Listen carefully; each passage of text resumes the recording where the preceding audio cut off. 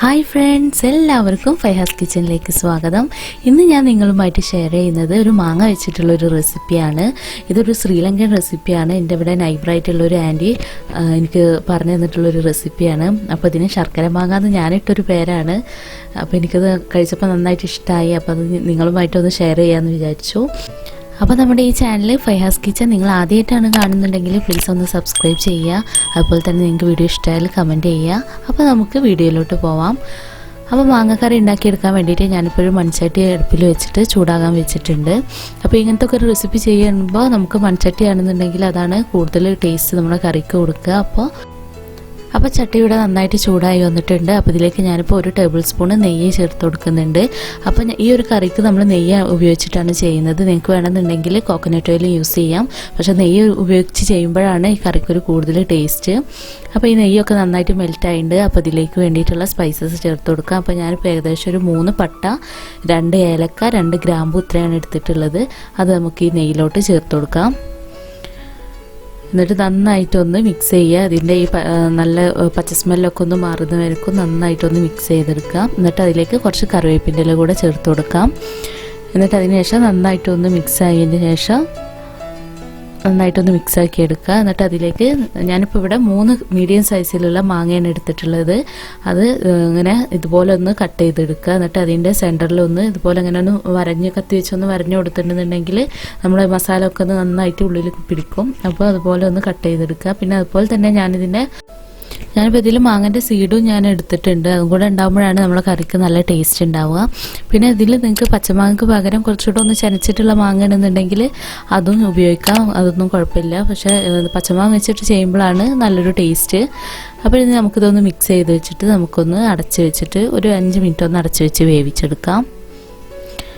അപ്പോൾ അതൊരു 5 മിനിറ്റ് അടച്ച് വെച്ച് വേവിച്ചെടുത്തിട്ടുണ്ട്. ഇനി നമുക്കിതൊന്നുകൂടെ ഒന്ന് നന്നായിട്ട് മിക്സ് ചെയ്ത് കൊടുക്കാം. എന്നിട്ട് നമുക്ക് ഇതിലേക്ക് വേണ്ട മസാല ചേർത്ത് കൊടുക്കാം. അപ്പോൾ ഞാനിപ്പോൾ ഇതിൽ അധികം മസാലാസ് ഒന്നും ചേർക്കുന്നില്ല. ആകെ ക്രഷ്ഡ് ചില്ലിയാണ് ചേർക്കുന്നത്. അപ്പോൾ ഏകദേശം 2 ടേബിൾ സ്പൂൺ ക്രഷ്ഡ് ചില്ലിയാണ് ഇതിൽ ചേർത്ത് കൊടുക്കുന്നത്. ഇതിപ്പോൾ അധികം എരിവില്ലാത്തൊരു ക്രഷ്ഡ് ചില്ലിയാണ്. അതുകൊണ്ടാണ് ഞാനിപ്പോൾ 2 ടേബിൾ സ്പൂൺ ചേർത്തിട്ടുള്ളത്. നല്ല എരിവുള്ളതൊക്കെ ആണെന്നുണ്ടെങ്കിൽ 1 ടേബിൾ സ്പൂണൊക്കെ ചേർത്ത് കൊടുത്താൽ മതി. അപ്പോൾ നിങ്ങൾക്ക് ഇതിന് പകരം വേണമെന്നുണ്ടെങ്കിൽ ക്രഷ്ഡ് ചില്ലി ഇല്ല എന്നുണ്ടെന്നുണ്ടെങ്കിൽ മുളക് പൊടി വേണമെങ്കിലും ചേർത്ത് കൊടുക്കാം. 1 ടീസ്പൂൺ അളവിൽ മുളക് പൊടി ചേർത്താൽ മതി. ഇനി ഇതിലേക്ക് ഒരു 1/2 കപ്പ് ശർക്കര പാനി ഒഴിച്ചു കൊടുക്കാം. അപ്പോൾ ശർക്കരപ്പാനിക്ക് പകരം നിങ്ങൾക്ക് വേണമെന്നുണ്ടെങ്കിൽ ഷുഗർ വെച്ചിട്ട് ഇത് ചെയ്യാം. ഷുഗർ വെച്ചിട്ട് ചെയ്യുമ്പോഴും നല്ല ടേസ്റ്റ് തന്നെയാണ്. പക്ഷേ ശർക്കര ഒഴിച്ച് ചെയ്യുമ്പോഴാണ് കൂടുതലായി നല്ലൊരു ടേസ്റ്റ് ഉള്ളത്. പിന്നെ കുറച്ചുകൂടി ഒരു ഹെൽത്തി ആവും ചെയ്യും. അപ്പോൾ ശർക്കരപ്പാനി ഒഴിച്ചിട്ട് പിന്നെ ബാക്കി അതിലേക്ക് വേണ്ടിയിട്ടുള്ള വെള്ളം ഒഴിച്ചു കൊടുക്കാം. ഇപ്പോൾ ഇതിൽ ഞാനിപ്പോൾ ഏകദേശം ഒരു 1.5 കപ്പ് വെള്ളമാണ് ഒഴിച്ചിട്ടുള്ളത്. മാങ്ങ ഇങ്ങനെ മുങ്ങി നിൽക്കുന്ന രീതിയിലുള്ള വെള്ളം വേണം നമ്മൾ ഒഴിച്ചു കൊടുക്കാൻ വേണ്ടിയിട്ട്. എന്നിട്ട് നന്നായിട്ടൊന്ന് മിക്സ് ചെയ്തിട്ട് അടച്ച് വെച്ചിട്ട് വേവിച്ചെടുക്കാം. അപ്പോൾ ഇത് നന്നായിട്ടൊന്ന് വെന്ത് വരണം. ഇപ്പോൾ അത് മാങ്ങൊക്കെ നന്നായിട്ട് തിളച്ച് വന്നിട്ടുണ്ട്. അപ്പോൾ ഇനി ഇതിലേക്ക് മധുരത്തിന് കുറച്ചുകൂടെ കുറവുണ്ട്. അപ്പോൾ ലാസ്റ്റ് 1 ടേബിൾ സ്പൂൺ പഞ്ചസാര കൂടെ ഒന്ന് ചേർത്ത് കൊടുക്കുന്നുണ്ട്.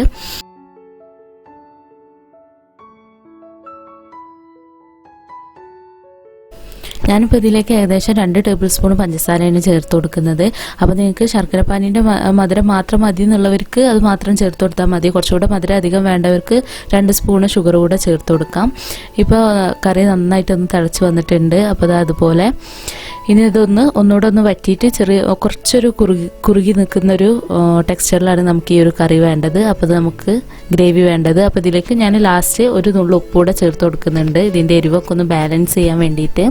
എന്നിട്ട് നന്നായിട്ടൊന്ന് മിക്സ് ചെയ്ത് കൊടുത്തിട്ട് നമുക്ക് കുറച്ച് നേരം തുറന്ന് വെച്ചിട്ട് തന്നെ ഒന്ന് വേവിച്ചെടുക്കും. അപ്പോൾ നമ്മുടെ ചക്കരമാങ്ങ ഇവിടെ റെഡി ആയിട്ടുണ്ട്. അപ്പോൾ ഇനി ഇത് നന്നായിട്ട് ചൂടാറിയതിന് ശേഷം ഇതുപോലത്തെ ഒരു മണ്ണിൻ്റെ കുടുക്കയിലാക്കിയിട്ടാണ് നമ്മളിത് കെട്ടിവെക്കുന്നത്.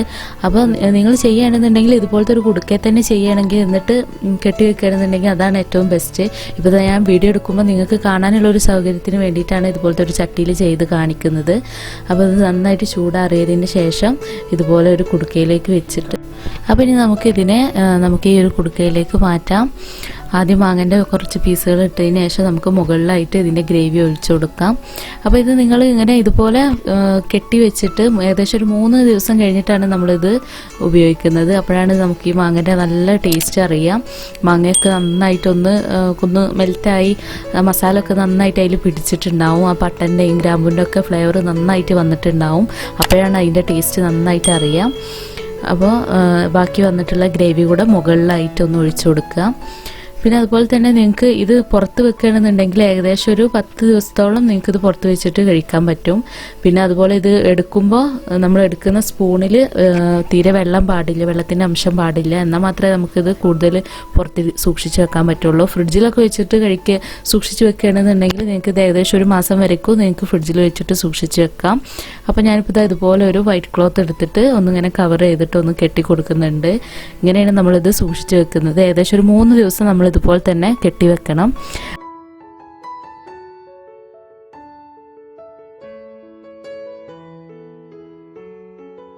അപ്പോൾ ഇതിങ്ങനെ ഇതുപോലെ കെട്ടി വെച്ചതിന് ശേഷം നമുക്കൊരു 3 ദിവസം കഴിഞ്ഞിട്ട് നമുക്കിത് യൂസ് ചെയ്ത് തുടങ്ങാം. അപ്പോഴത്തേനും നമ്മുടെ മാങ്ങൊക്കെ നന്നായിട്ട് മെൽറ്റായി അതിൽ മസാലയൊക്കെ നന്നായിട്ട് പിടിച്ചിട്ടുണ്ടാവും. നല്ല ടേസ്റ്റ് ഉണ്ടാവും കഴിക്കാൻ. അപ്പോൾ നിങ്ങളെല്ലാവരും ഇതൊന്ന് ട്രൈ ചെയ്ത് നോക്കുക. വളരെ എളുപ്പത്തിൽ തന്നെ കുറഞ്ഞ ഇൻഗ്രീഡിയൻസ് വെച്ചിട്ട് നമുക്കിത് ചെയ്തെടുക്കാവുന്നതേ ഉള്ളൂ.